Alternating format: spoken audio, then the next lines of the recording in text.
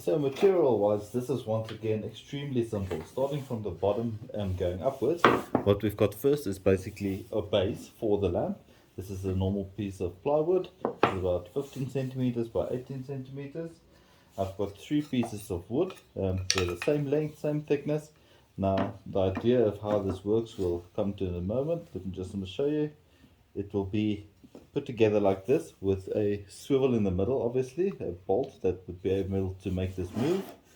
Viewing from the side, it would stand like this on the base, and on the base it will also be able to move like so. And the way it's going to move on the base is there's another piece of this wood and a shorter piece.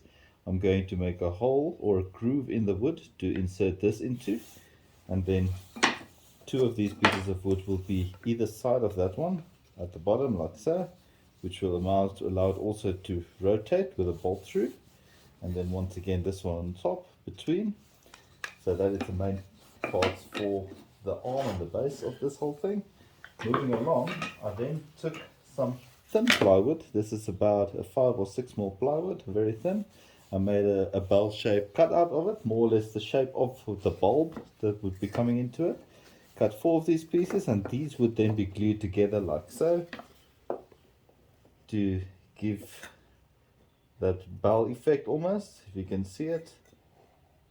Make it stand on its own. It's going to be glued together quite square, and then in the end just another square piece of that's going to be glued on top. On the inside there will be a socket for the light bulb globe that's going to be on the inside, sucking at the bottom. The wires will come out the top, a normal switch, a plug on the end, and some wire for this whole setup.